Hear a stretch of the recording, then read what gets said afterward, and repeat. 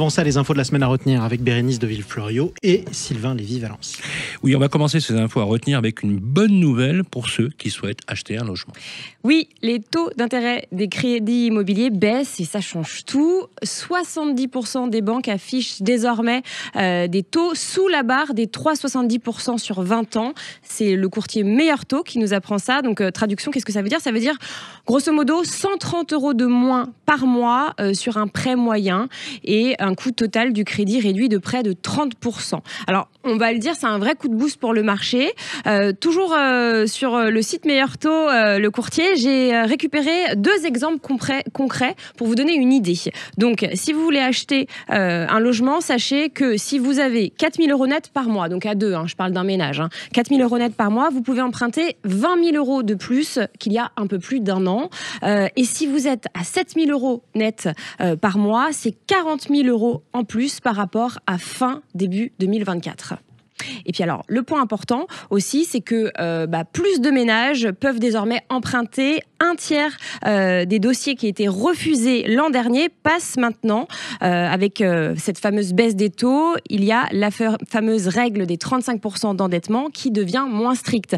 Alors, pour ceux qui ne connaissent pas cette règle, en fait, quand vous empruntez pour un logement, vos mensualités, donc c'est-à-dire le crédit plus l'assurance, ne doivent pas dépasser 35% de vos revenus nets mensuels. Au-delà, la banque considère que le prêt est risqué et refuse souvent le dossier. Alors moi j'ai une question, est-ce qu'on peut maintenant renégocier son prêt par exemple ? Tout à fait. Si vous avez emprunté en 2023, notamment en automne 2023, les taux étaient très hauts, ouvrez l'œil, ça peut être très intéressant pour vous si vous êtes déjà dans le premier tiers de la durée du prêt, si vous avez un écart d'au moins 1 point avec le taux actuel et enfin si votre capital restant dû est d'au moins 70 000 €, foncez pour économiser gros.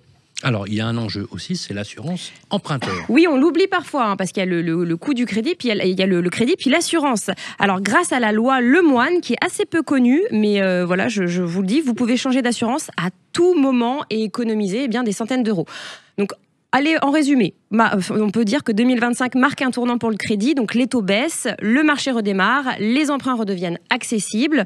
Donc si vous avez un projet immobilier ou que vous voulez renégocier votre prêt, votre assurance, c'est le moment de le faire, ou au moins allez vous renseigner auprès de plusieurs banques. Et j'insiste sur le plusieurs, je parle en expérience de cause, si une banque vous dit voilà, c'est pas possible, ça ne veut pas dire que toutes les banques vous diront ça. Alors côté prix, où est-ce qu'on en est ? Alors le marché semble enfin se stabiliser. En moyenne, au global, après 2 ans de baisse, les prix n'ont pas bougé en février, selon le baromètre Se Loger. Paris enregistre une très légère hausse de plus 0,2%, Strasbourg et Montpellier plus 0,6%, Lyon plus 0,5%, Toulouse plus 0,4%. Mais attention, tous les marchés ne sont pas égaux, c'est une moyenne. Si certaines villes remontent, d'autres continuent de glisser. Nantes, par exemple, c'est l'exception qui confirme la règle. Les prix ont chuté de 1,3% depuis janvier et de moins 6% quasiment sur un an. Alors, et pour vendre, est-ce que les délais se sont allongés ou est-ce que ça s'est raccourci ? Oui, en moyenne, 83 jours pour conclure une vente en France, soit 11 jours de plus qu'il y a un an. Sylvain, ça s'est rallongé. Certaines villes s'en sortent mieux. Là, pareil, il y a des exceptions, comme Toulouse, où les délais se sont même raccourcis de 17 jours. En revanche, Nantes, Montpellier et Rennes, il faut maintenant plus de 3 mois pour vendre un bien. Question, est-ce qu'on peut négocier encore ? Eh bien oui, si vous voulez marchander, c'est toujours possible, mais les marges de négociation, c'est votre truc ça Jean-Marie, je vous vois rigoler, les marges de négociation se réduisent. Aujourd'hui, 77% des biens vendus, Jean-Marie, font l'objet d'une baisse de prix, mais les rabais sont, on va dire, de moins en moins importants parce que les vendeurs sont un peu plus optimistes. Bon, écoutez, on va suivre tous vos bons conseils et on vous donnera de nos nouvelles, ma chère Bérénice.